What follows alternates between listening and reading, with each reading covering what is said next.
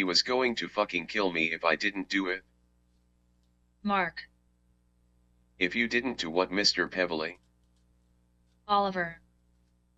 Transport Charlotte's body to the cemetery after hours and dump her body in an empty grave. Angel and Joyce suddenly hear a loud thump behind them as they turn to find June passed out on the floor.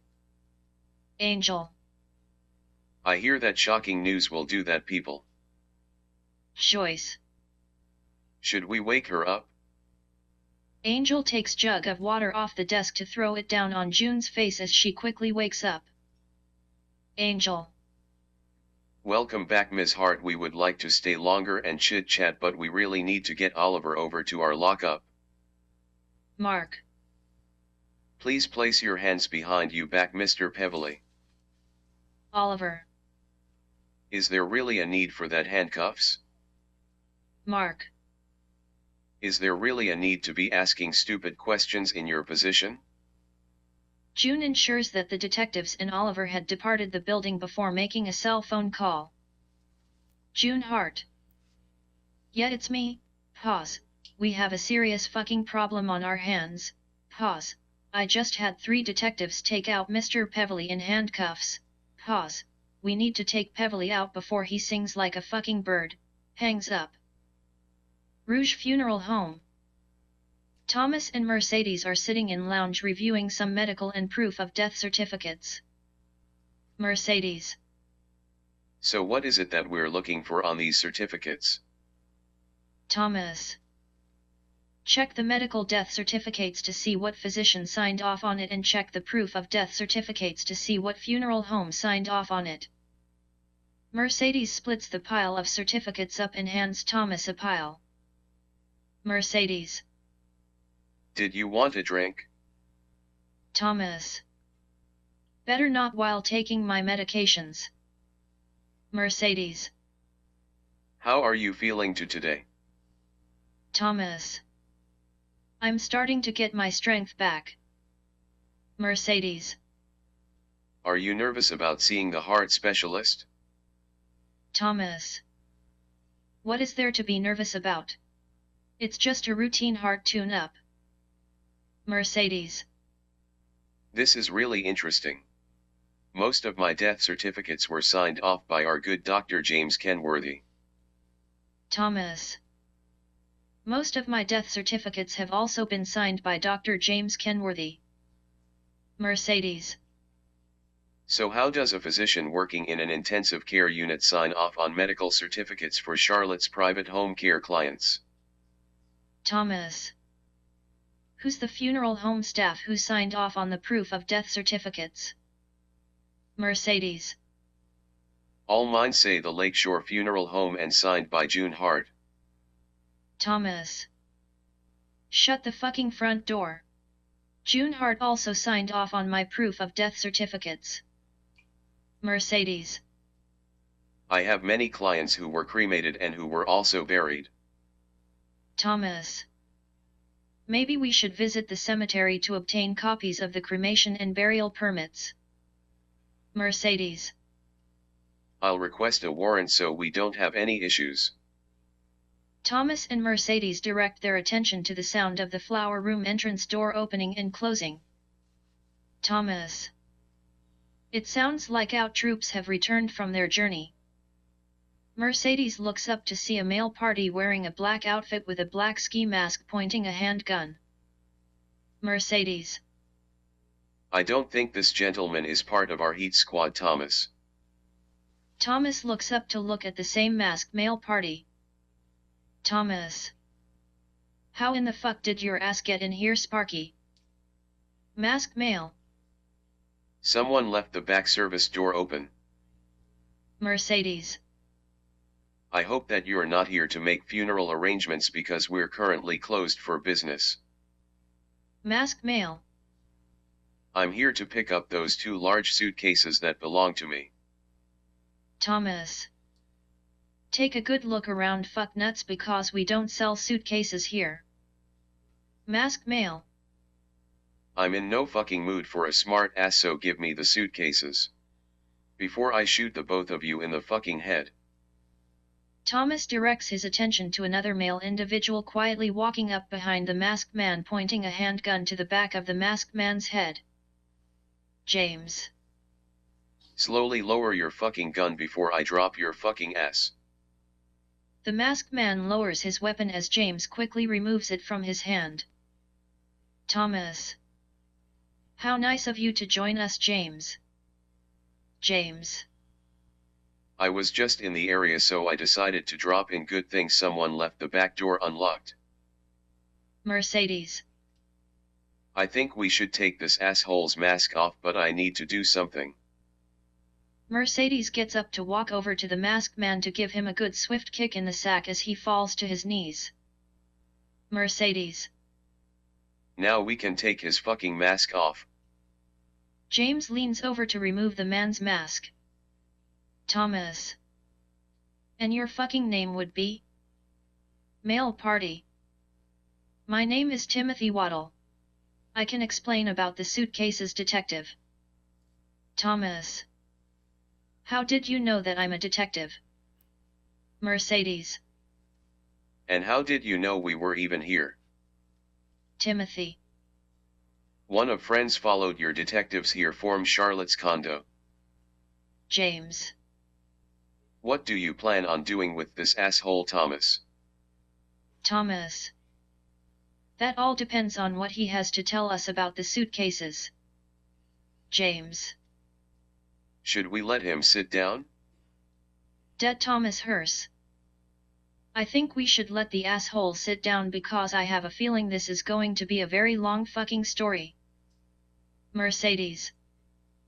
Don't think about being stupid because I'll kick you in the fucking sack like you've never been fucking kicked.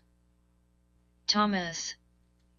Care for a refreshment, Mr. Waldale, in case your throat dries out from talking? Timothy. I'll have a Diet Coke please if you have it. Mercedes. Care for a drink there, James? James. I'll have ginger ale if you have it. Thomas. Make that 2 ginger ales, my dear.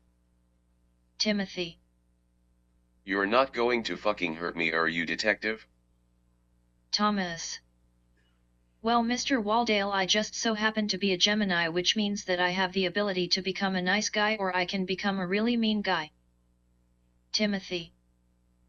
I'll do my best to stay on your nice side, detective. James. Very good choice, chum, because I've seen his mean side. Mercedes returns and hands out the open cans of the refreshments. Timothy. This can has been opened. Mercedes falls.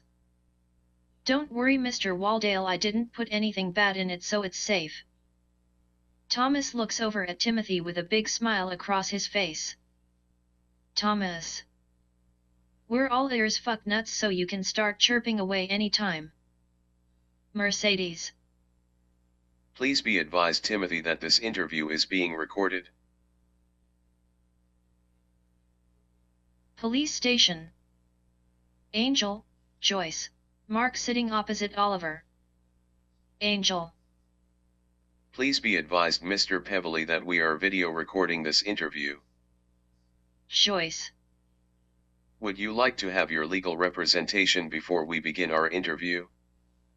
Oliver. I would like to waive my right to legal representation, detective. Joyce. Very well then, Mr. Peverly, I guess we'll get started with our interview. Angel. Did you know the late Miss Charlotte Eden? Oliver. Yes, Charlotte and I used to work together at the Lakeshore Funeral Home. Joyce. Do you know anything about Miss Eden's murder? Oliver P. I swear that I have no knowledge who murdered Miss Eden. I was just paid to transport Miss Eden to the Mercy Joseph Cemetery and dump Miss Eden's body into the empty grave. Joyce. When did you carry out this detail? Oliver.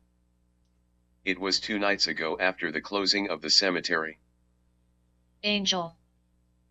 What method did you use to transport Miss Eden to the cemetery? Oliver. I had used the transfer van from the Lakeshore Funeral Home. Angel. Did your boss Ms. June Hart have any idea what was going on? Oliver. Ms. Hart did not know about Charlotte's murder, but she did know about her side business while working as a private care nurse in private homes. Joyce. And what sort of business would that be, Mr. Peverly? Oliver. Something that involved with Charlotte making a lot of extra money. Joyce. Where does Ms. Hart fit into the story, Mr. Peverly? Oliver. Ms. Hart would sign off on the burial and cremation certificates whenever a home care client would pass away. Angel. But Ms. Hart would require a medical death certificate. Oliver. Charlotte used to go out with a doctor named James Kenworthy who worked with Charlotte in the intensive care unit. Mark. I'm a bit confused here, Mr. Peverly. Is a coroner not required to pronounce death? Oliver. Not if the home client is under the care of a family physician. An autopsy is also not required in these cases. Mark. Interesting. Angel. Where did you come into contact with Charlotte's body? Oliver. Sorry, I don't understand your question, detective. Joyce. You are very wise, Mr. Peverly, not to play stupid with us. Mark. Meaning, where did you pick up Charlotte's body? Oliver. I was instructed to pick up Charlotte's body from the Junction General Hospital morgue by Teddy Holmes. Angel. Who is Teddy Holmes? Oliver. He's the hospital orderly who releases the bodies from the morgue. Angel. How close is the morgue to the security change room? Oliver. It's just down the hallway from the morgue. Mark. How would know how far the morgue is from the security change room? Oliver stares at Angel, Mark, Joyce before he answers the question. Angel. Something tells me that the security change room is our primary crime scene where Charlotte was murdered. Mark. After Charlotte was murdered, you assholes removed her clothing, placed her body in a body bag, then wheeled her body into the morgue. Does sound about right, Mr. Peverly?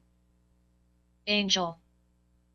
Now we just need a name of the person who murdered Charlotte in cold blood. Oliver. I could hear a female's voice yelling from behind the change room door. Next I could hear a loud thumping noise. A few seconds later Teddy and Dr. Kenworthy came out of the change room. I remember Dr. Kenworthy was carrying a security baton. Next thing Teddy and I are preparing Charlotte to be transported to the cemetery. Mark. Why didn't you call the police? Oliver. Because I was promised $50,000 for dumping Charlotte's body. Mark. Did you get your $50,000? Oliver. Not a fucking penny. Angel. Hey, don't feel bad because now you're going to get some hard time instead. Mark leans over to turn off the video recorder just as Joyce opens the interview room door to request a police officer to take Oliver to booking. Mark. So we still do not have the motive to why Charlotte was murdered. Angel. I think Dr. James Kenworthy would have that answer. Mark, Angel, Joyce leave the interview room. Rouge Funeral Home. Angel, Joyce, Mark walk into the viewing room to find James, Thomas, Mercedes relaxing in armchairs drinking coffee. Thomas. Welcome back to our humble home. Angel. Hello James, it's been a while. How is your better half doing? James. Linda's doing very well. Mercedes. James thought he would come by to visit us for a change. Mark. Is everyone drinking coffee? Joyce. Why do I get this feeling that we've missed something while we were gone? Angel. How are you feeling,